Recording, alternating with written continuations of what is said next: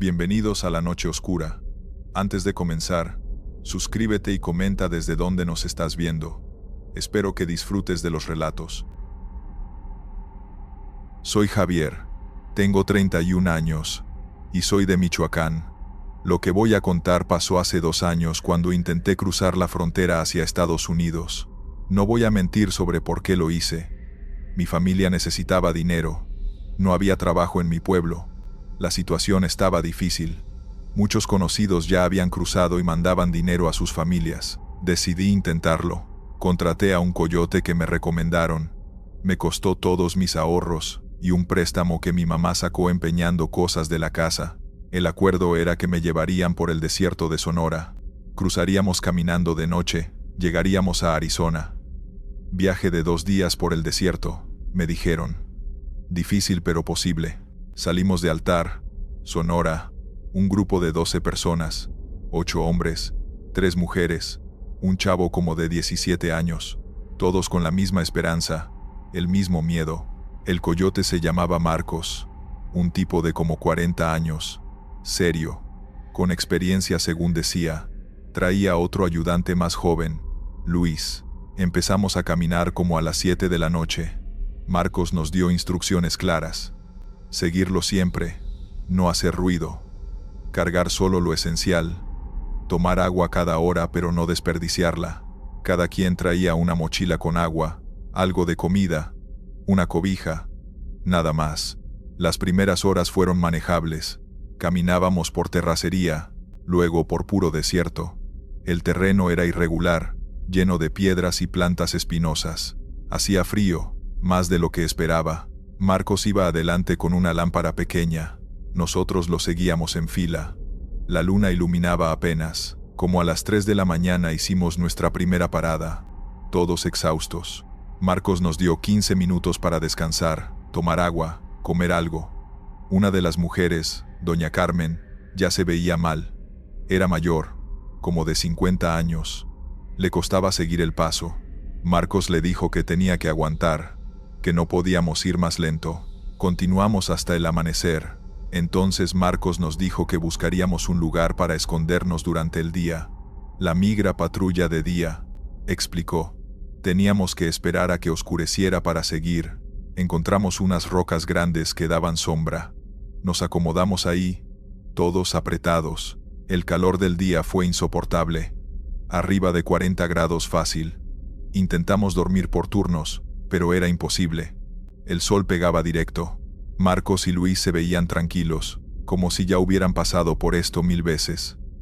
Nosotros estábamos destrozados, y apenas llevábamos 12 horas. Cuando oscureció empezamos a caminar otra vez.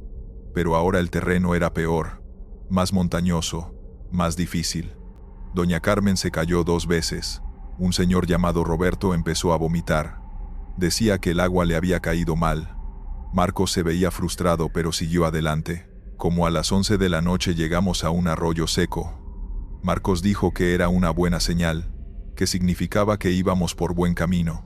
Cruzamos el arroyo y empezamos a subir una colina. Fue ahí cuando todo empezó a sentirse extraño. El chavito de 17, se llamaba Kevin, empezó a decir que escuchaba cosas, voces llamándolo.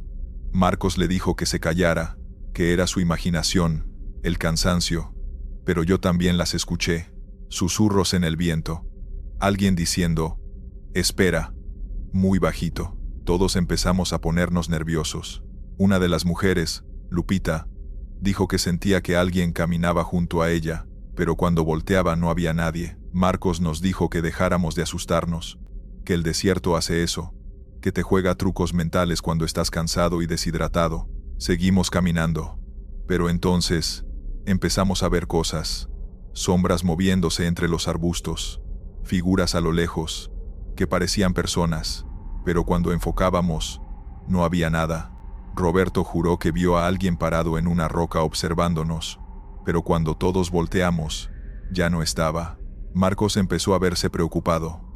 Luis, su ayudante, le susurró algo que no alcancé a escuchar. Marcos sacó su GPS para verificar nuestra posición. Frunció el ceño. Lo intentó varias veces. Le dijo a Luis que el GPS no estaba funcionando bien, que marcaba coordenadas que no tenían sentido. Decidimos descansar. Nos sentamos en círculo. Todos estábamos asustados, pero nadie quería admitirlo.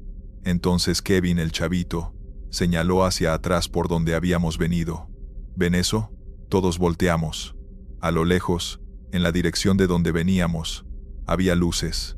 Muchas luces, como de linternas o lámparas. Marcos dijo que probablemente era la migra o alguna otra patrulla, que teníamos que movernos rápido.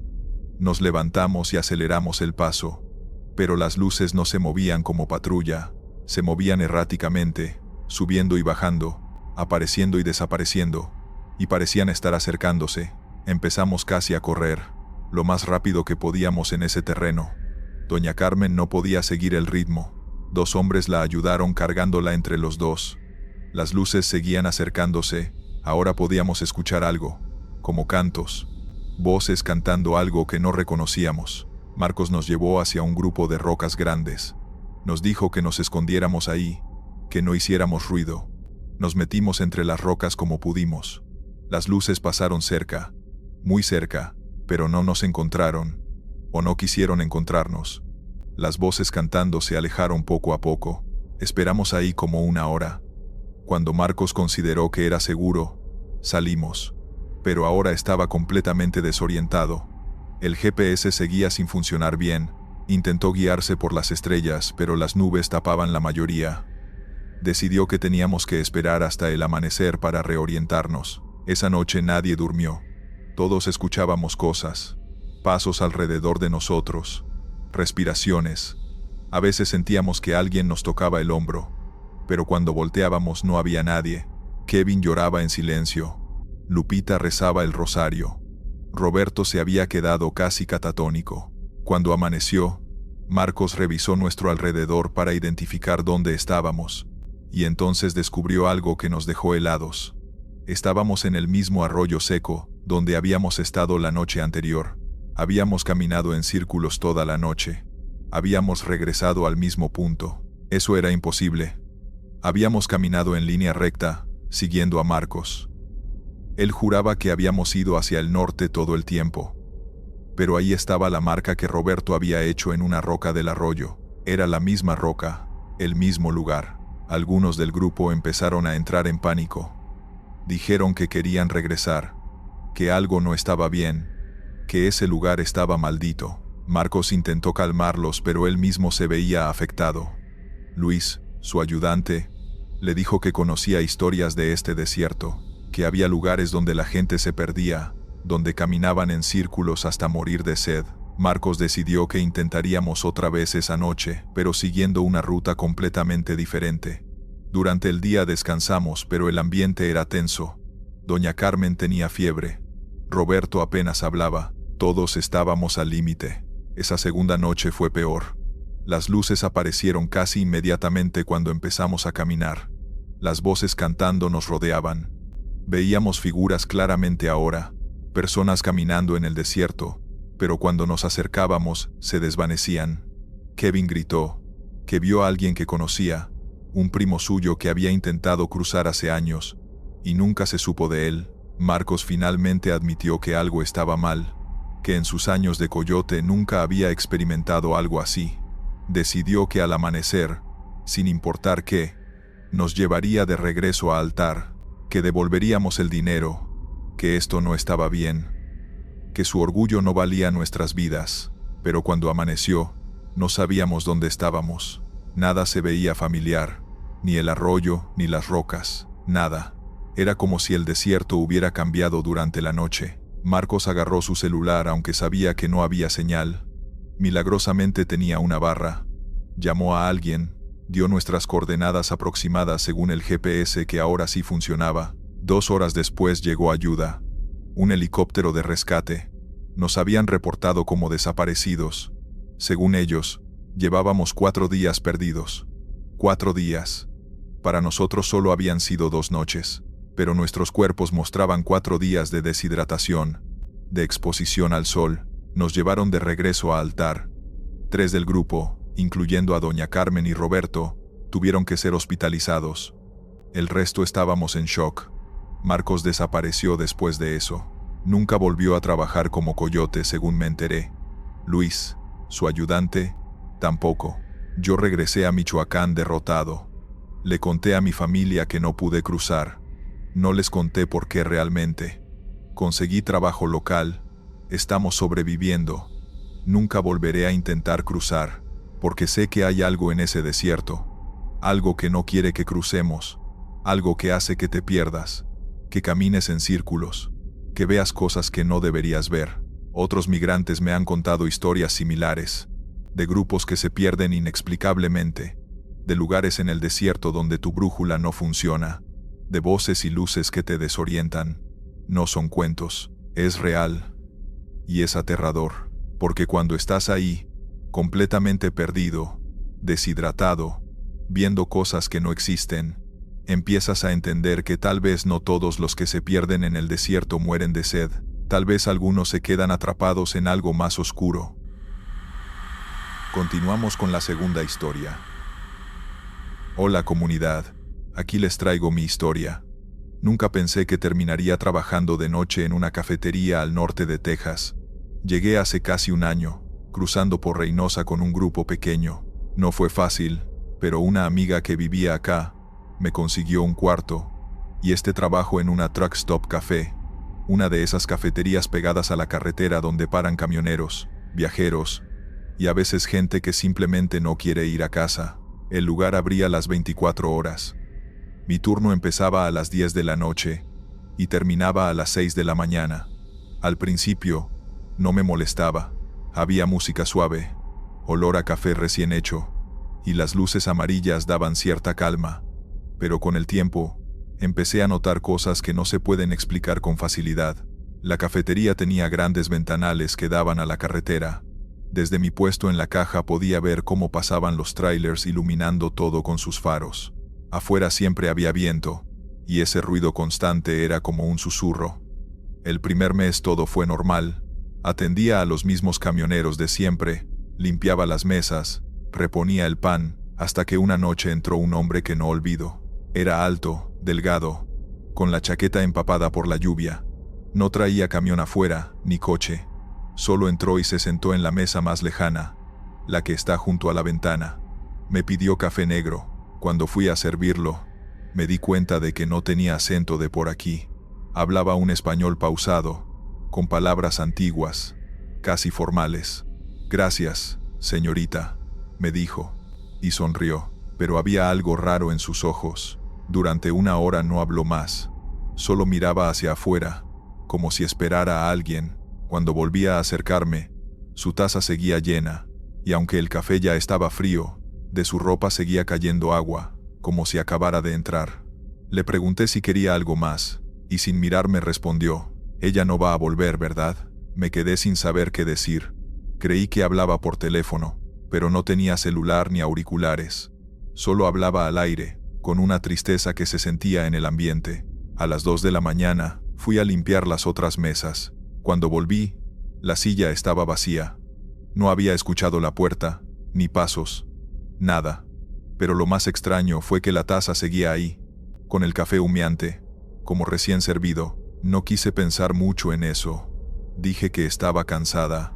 A la mañana siguiente, cuando la encargada llegó para el relevo, me contó que en esa mesa siempre pasaban cosas raras, que hace años un camionero solía venir con su esposa todas las semanas, y que una noche ella desapareció en la carretera. Desde entonces, a veces la gente ve a alguien esperando. Intenté olvidarlo, pero cada noche el ambiente era más pesado. Las luces del techo parpadeaban a la misma hora, justo a las 3. Los ventiladores se apagaban solos, y lo peor era ese reflejo en la ventana. Cuando limpiaba el cristal, parecía que detrás de mí había alguien más, aunque estuviera sola. Una madrugada, llegó un grupo de migrantes recién llegados, 2 hombres y una mujer. Venían agotados, temerosos, pidiendo algo caliente. Les serví café y pan dulce, y me quedé hablando con ellos. Me contaron que habían cruzado hace 3 días, y que pensaban seguir rumbo a Dallas. Me reconocí en sus rostros. La mezcla de miedo y esperanza. Cuando se fueron, Noté que en la ventana había una marca de mano, como si alguien la hubiera presionado desde afuera, pero no podía ser. Estaba lloviendo, y no había nadie. Esa noche, soñé que alguien tocaba el vidrio desde el otro lado, pidiendo pasar. Los días siguientes, los sueños se repitieron. Siempre la misma figura empapada, de pie bajo la lluvia, mirando hacia adentro. Empecé a llegar al trabajo con ansiedad, temiendo encontrarlo ahí. A veces creía verlo reflejado en la cafetera, o pasar detrás del mostrador. Una noche, mi jefa me pidió quedarme sola. La otra empleada no había podido venir. Acepté sin discutir, aunque por dentro algo me decía que no debía hacerlo. Las horas pasaban lentas. Afuera llovía con fuerza. Cada gota sonaba como un golpe sobre el techo metálico. Eran las 2:30 cuando escuché el timbre de la puerta. Miré hacia el cristal, pero no había nadie. Pensé que era el viento, hasta que la campanilla sonó otra vez. Esta vez, el vaso en la barra vibró. Caminé hacia la puerta y vi, a lo lejos, una silueta quieta bajo la lluvia. No se movía, solo estaba ahí, mirándome. Me asusté tanto que apagué las luces del comedor y me quedé detrás de la barra. Pasaron unos minutos y me convencí de que lo había imaginado.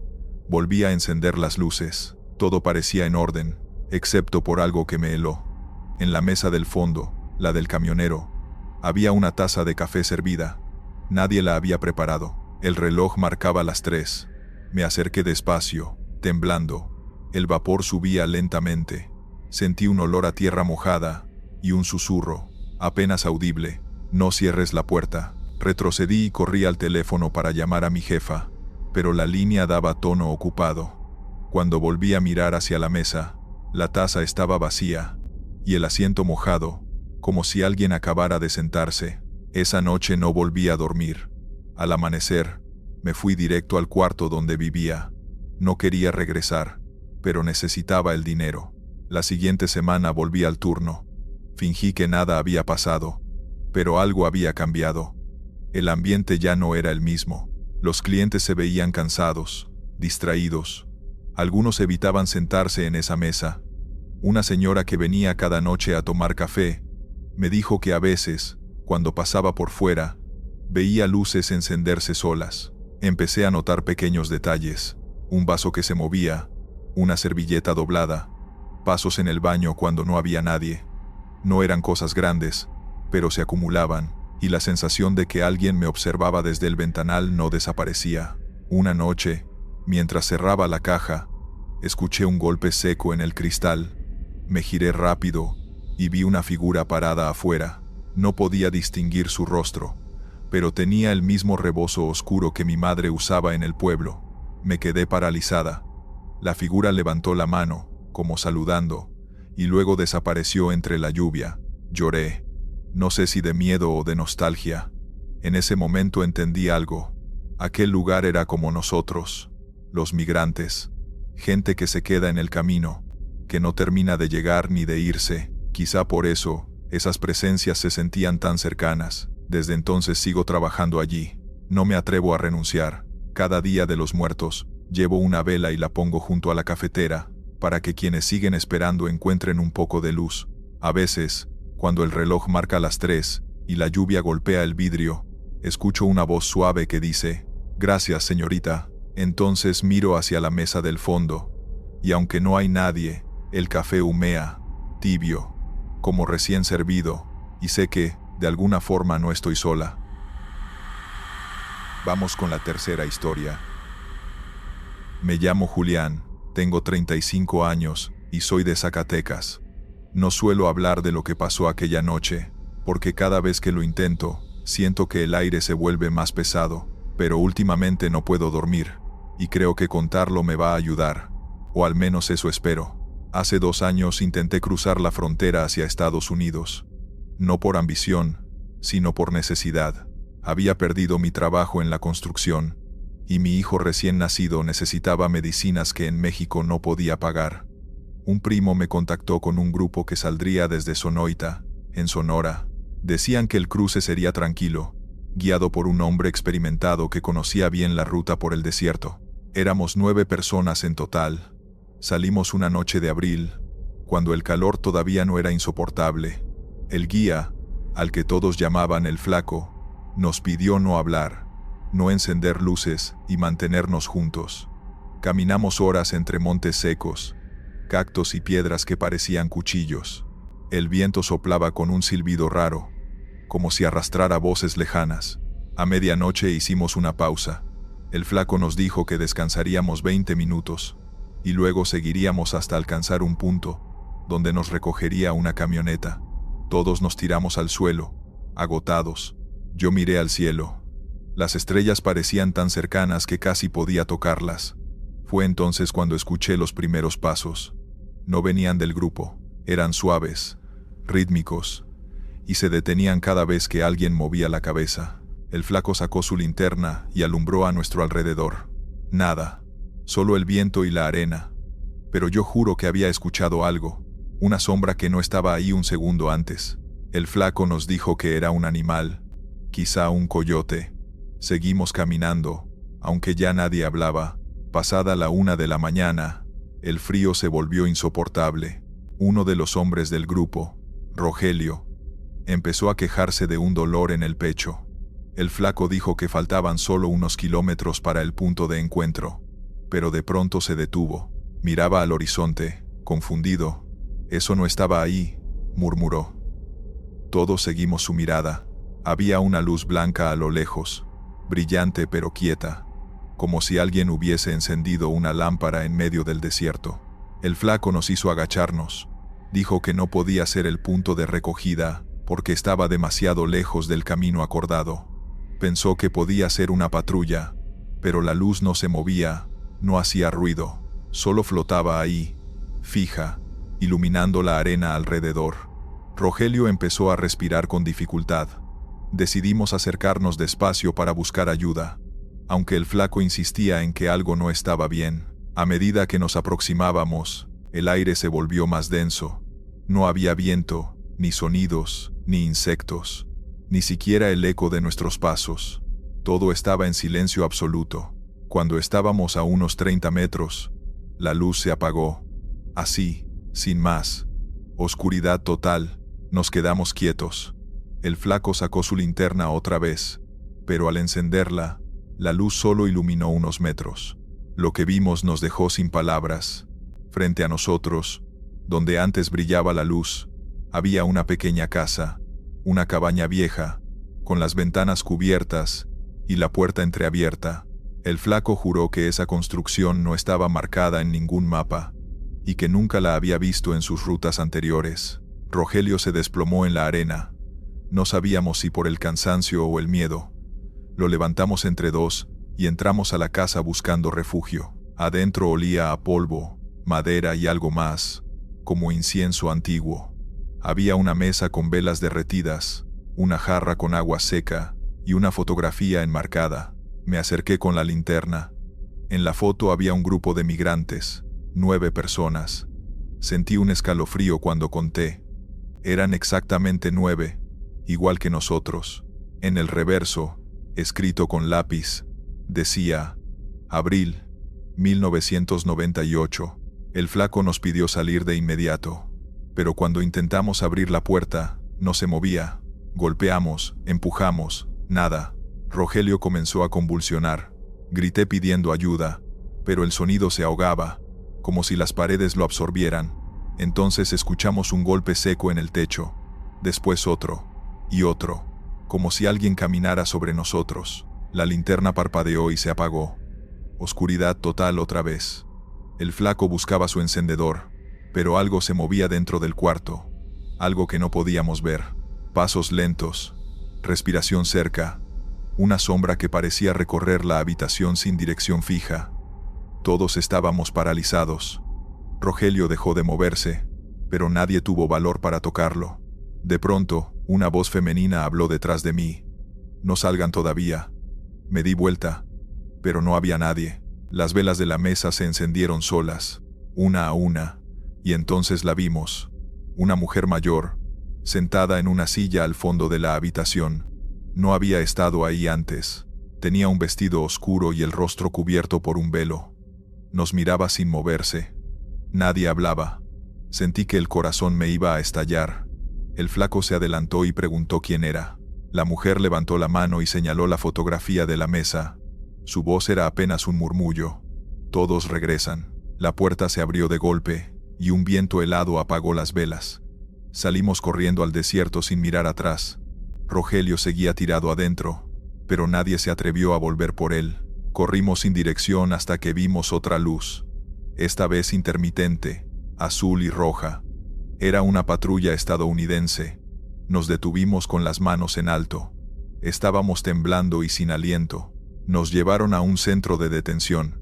Ahí me enteré de que el flaco había desaparecido. Nadie más lo vio después de esa noche. De los 9 que salimos, solo 6 fuimos encontrados. Los demás nunca aparecieron.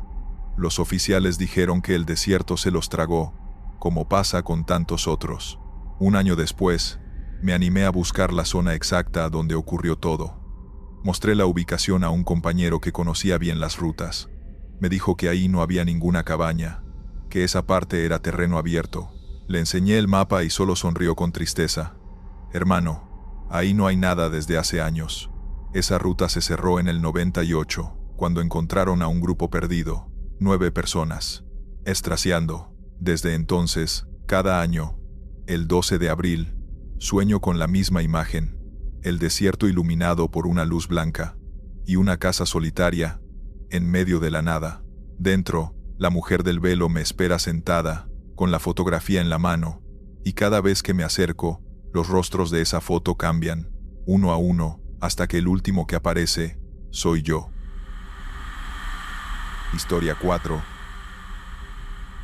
No sé si lo que vi aquella noche fue real, pero desde entonces ya no miro los espejos igual. Me llamo Esteban, y crucé a Estados Unidos hace 4 años. Solo, por una carretera que no aparecía en los mapas, guiado más por la necesidad que por la orientación. No era el desierto, ni la típica ruta de las películas, sino una zona rural de Texas, llena de campos secos y árboles retorcidos que parecían moverse con el viento.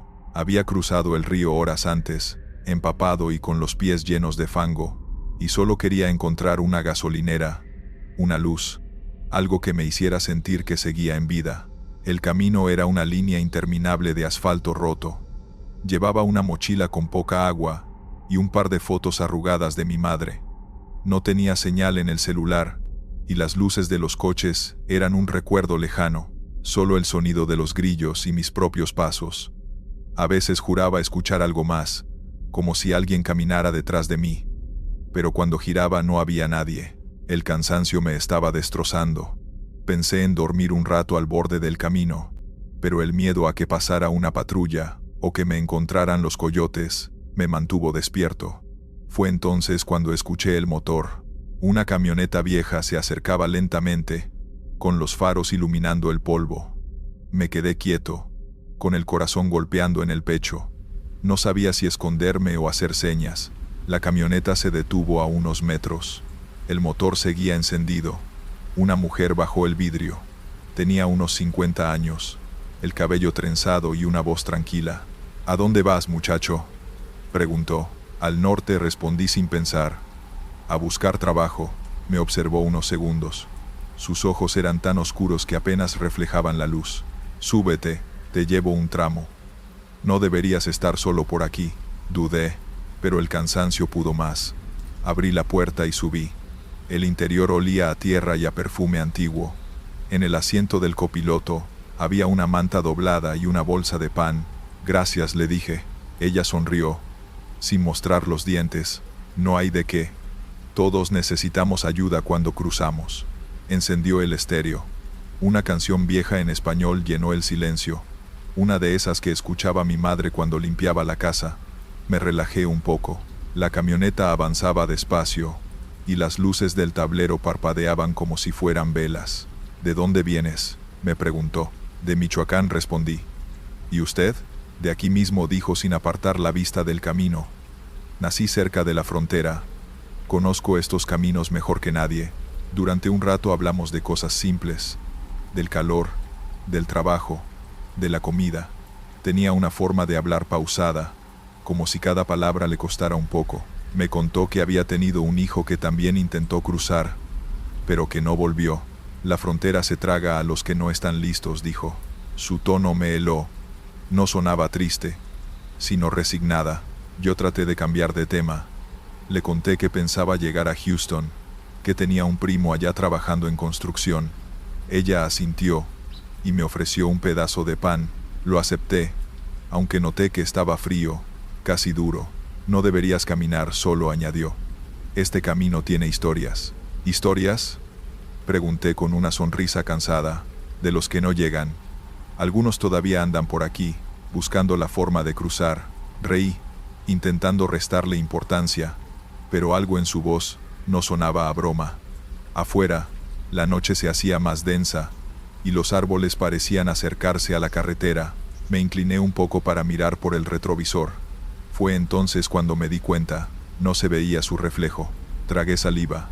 Pensé que quizás era por la posición de las luces, o por el ángulo, pero el mío sí se veía perfectamente.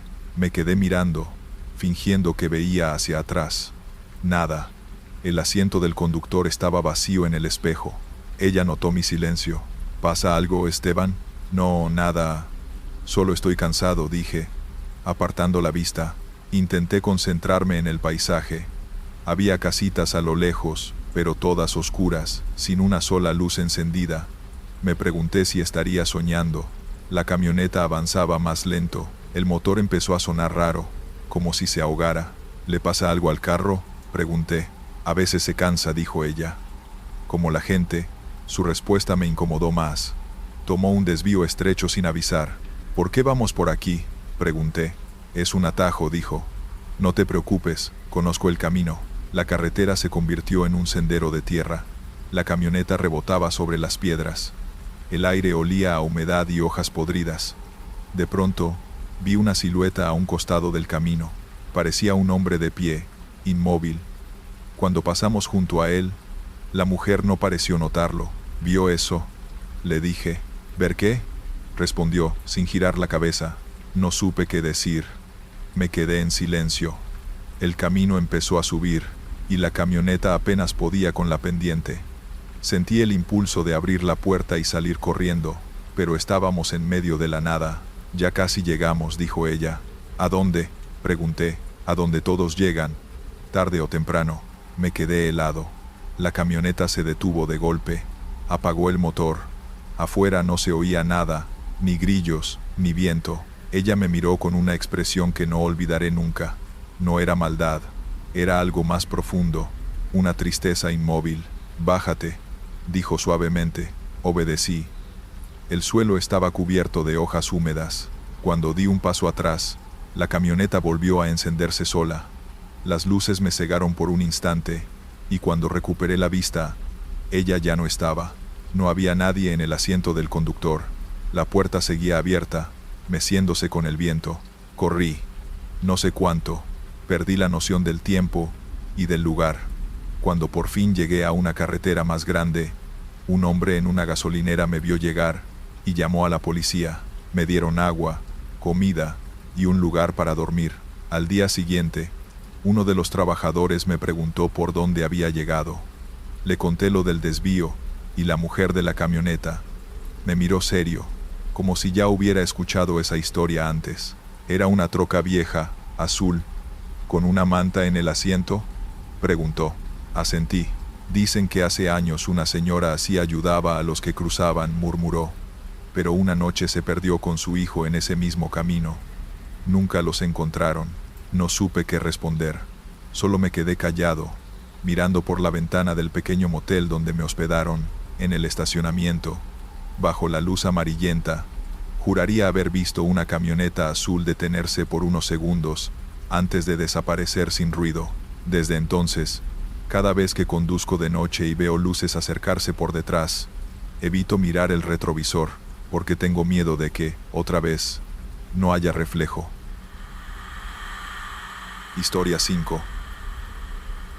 Me llamo Rafael. Tengo 34 años. Y crucé la frontera hace casi un año. No fue fácil, pero lo logré. Después de tantas noches sin dormir y de esconderme en casas abandonadas, terminé en El Paso, Texas. donde un primo me consiguió trabajo en una bodega. No era mucho, pero me servía para empezar, para mandar algo de dinero a mi esposa y mis 2 hermanos en Michoacán. Durante los primeros meses todo fue bien. Dormía en un cuarto que compartía con 3 compañeros, todos migrantes también. Era una casa vieja que un señor rentaba por cuartos. Olía a humedad, y la pintura se caía de las paredes, pero tenía lo básico: una cama, una estufa y un baño compartido. Una tarde, el casero nos avisó que iban a fumigar, así que teníamos que irnos 2 días. Mis compañeros se fueron con unos familiares, pero yo no tenía a dónde ir. Entonces doña Teresa, una señora mexicana que vendía comida cerca de la bodega, me ofreció quedarme en su casa. Me dijo que tenía un cuarto libre arriba, el cuarto azul, lo llamó. Acepté sin pensarlo. Su casa estaba a unas cuadras, en una calle tranquila. Cuando entré, noté que todo estaba muy ordenado, lleno de imágenes de santos y fotos familiares. Me llevó por una escalera angosta hasta la planta de arriba. El pasillo tenía una alfombra vieja y las paredes estaban cubiertas con retratos. El cuarto azul era pequeño, con una cama individual, una ventana con cortinas gruesas y un crucifijo encima de la puerta. Aquí dormía mi hijo, me dijo con voz baja. Ya no vive aquí, pero el cuarto sigue igual. Si necesitas algo, estoy abajo. Esa noche me bañé, cené y me acosté temprano. Estaba cansado, pero no lograba dormirme. Sentía el aire más frío que de costumbre, como si entrara por alguna rendija. Me levanté, revisé la ventana, pero estaba bien cerrada. Cuando me acosté otra vez, escuché un golpe suave, como si algo cayera al suelo. Encendí la luz. No había nada. Pensé que sería el viento. Apagué la lámpara y traté de no pensar, pero entonces oí pasos, despacio, justo arriba de mí. El techo era plano, no había otra planta. Me quedé quieto, con el corazón acelerado. Los pasos iban de un lado a otro, hasta que se detuvieron. Después se escuchó un suspiro. Al día siguiente, al bajar a desayunar, le mencioné a doña Teresa lo que había oído. Se quedó callada unos segundos y luego dijo: «A veces suena la casa. Es vieja. No te asustes». Asentí, pero noté que evitó mirarme a los ojos. La segunda noche, antes de dormir, dejé encendida una pequeña lámpara que había junto a la cama. Estuve mirando el techo, esperando no escuchar nada, pero cerca de las 3 de la madrugada, la lámpara parpadeó y se apagó sola. Intenté encenderla, pero no respondía. De pronto, escuché una respiración, muy cerca, al nivel de mi oído. Salté de la cama y encendí el teléfono para usar su luz. La cama estaba vacía, pero la colcha estaba hundida, como si alguien se hubiera sentado ahí. Me quedé en un rincón, sin moverme, hasta que amaneció. Bajé temprano, y doña Teresa estaba en la cocina. Me vio pálido, y me ofreció café. No quería parecer loco, pero se lo conté todo. Ella respiró profundo y, sin sorpresa, me dijo: «No eres el primero que lo oye». Me contó que su hijo Julián había muerto hacía 3 años. Tenía mi edad, trabajaba en construcción. Una noche no regresó. Lo atropellaron cerca de un puente, justo cuando volvía de su turno. Desde entonces, dijo, el cuarto azul se sentía diferente. Algunos parientes que se quedaban allí por unos días aseguraban sentir su presencia, como si no se hubiera ido del todo. Le dije que si quería podía cambiarme de cuarto, pero solo negó con la cabeza. «No hace daño», dijo. «Solo se aparece cuando no quiere que esté solo». Esa noche, a pesar del miedo, decidí quedarme. No sé si por respeto o por curiosidad, pero quería entender. Me acosté con el teléfono en la mano, grabando. Pasaron horas sin nada, hasta que de repente la puerta se abrió lentamente, sin que el picaporte se moviera. Entró un aire helado. Me quedé mirando hacia el marco de la puerta.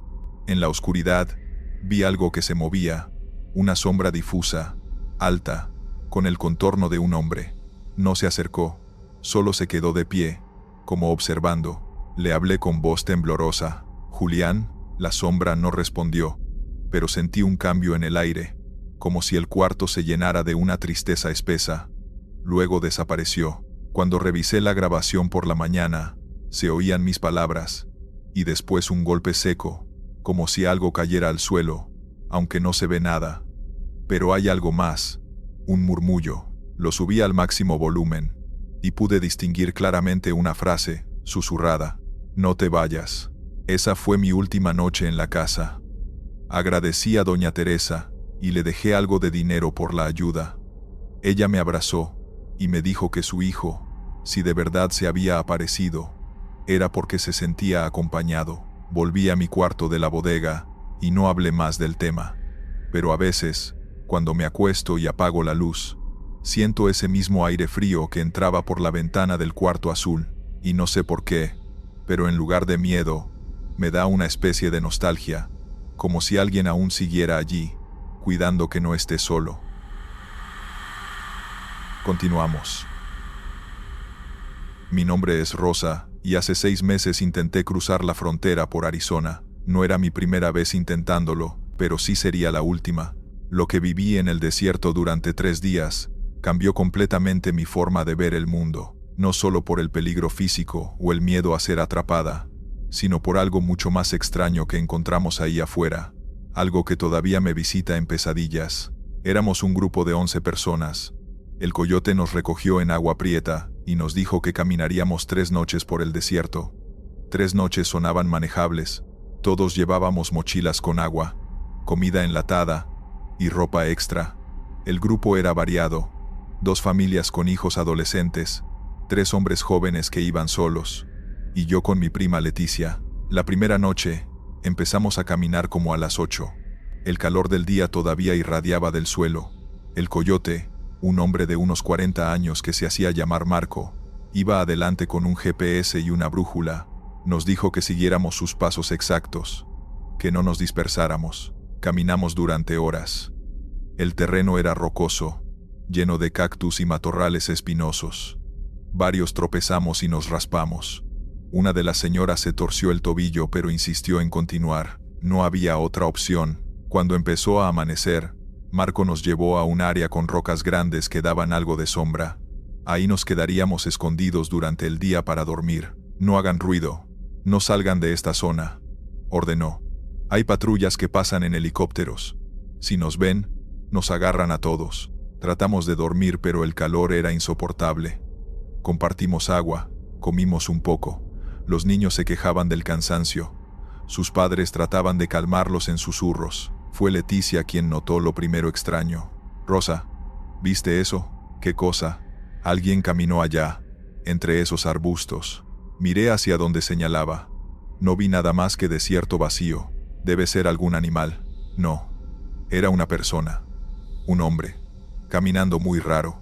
Marco escuchó la conversación y se acercó. ¿Vieron a alguien? Mi prima dice que sí. Él miró hacia la dirección con expresión seria. ¿Qué ropa llevaba? No sé. Estaba muy lejos. Solo vi que caminaba extraño, como arrastrando los pies. Marco se quedó callado un momento. Si ven a alguien más, me avisan inmediatamente. Y no se acerquen a nadie que no sea del grupo. ¿Por qué? ¿Quién podría estar ahí? A veces hay gente perdida, que lleva días dando vueltas. El sol les afecta la cabeza. Se vuelven peligrosos, o solo están muy confundidos. Es mejor evitarlos. Esa explicación tenía sentido, pero algo en su tono me hizo pensar que no nos estaba diciendo todo. Durante el día, varios más del grupo reportaron haber visto figuras a lo lejos, siempre en el límite de la visión, nunca lo suficientemente cerca para distinguir detalles, figuras que parecían caminar sin rumbo por el desierto. Son espejismos, decía Marco. El calor hace que vean cosas. No les hagan caso, pero todos las veíamos. Y los espejismos no se mueven de la forma en que estas figuras se movían. La segunda noche continuamos. Esta vez, el terreno era más plano pero también más expuesto. No había muchos lugares donde esconderse si venía una patrulla. Marco nos hacía caminar en fila india, siguiendo una ruta que solo él conocía. Íbamos como a mitad de la noche, cuando uno de los hombres jóvenes, que caminaba cerca del final de la fila, gritó. Algo me tocó. Todos nos detuvimos. Marco corrió hacia atrás. ¿Qué pasó? Algo me tocó el hombro. Sentí una mano. No hay nadie aquí más que nosotros. Te digo que alguien me tocó. Sentí los dedos en mi hombro. El joven estaba pálido, temblando. Marco alumbró con su linterna alrededor. Solo había desierto vacío, arbustos y rocas. Todos estamos adelante de ti. Nadie pudo haberte tocado. Entonces, ¿qué fue? Marco no respondió. Solo nos dijo que siguiéramos caminando, más rápido ahora. Durante la siguiente hora, más personas reportaron sentir cosas. Roces en la espalda, susurros cerca del oído, la sensación de que alguien caminaba justo detrás aunque cuando volteaban no había nadie. Marco, ¿qué está pasando?, preguntó uno de los padres de familia. Esto no es normal. Marco finalmente se detuvo y nos reunió a todos. Escuchen. Este desierto tiene historia. Mucha gente ha intentado cruzar por aquí durante décadas. No todos lo logran. Algunos se pierden, se quedan sin agua, el calor los vence, y sus cuerpos quedan ahí afuera. ¿Estás diciendo que hay? Estoy diciendo que a veces pasan cosas raras, cosas que no puedo explicar. He cruzado esta ruta docenas de veces, y siempre es igual. Hay presencias, pero no pueden hacerles daño si no les hacen caso. Solo sigan caminando, no respondan a nada que escuchen, no se separen del grupo. ¿Y si queremos regresar?, preguntó alguien. No pueden. Estamos en medio de la nada. La única opción es seguir adelante. Continuamos en un silencio tenso. Ahora todos estábamos hiperconscientes de cada sonido, cada movimiento en la oscuridad, y las presencias se volvieron más obvias. Yo misma las empecé a sentir. Pasos que no coincidían con los de nuestro grupo. Respiraciones que venían de lugares donde no había nadie. Y lo peor, voces, susurros en español pidiendo ayuda, pidiendo agua, pidiendo que no los dejáramos solos. Leticia me agarró del brazo. Rosa, no voltees. Pero hay alguien caminando junto a nosotros. A nuestro lado derecho. No quise voltear, pero podía sentirlo también.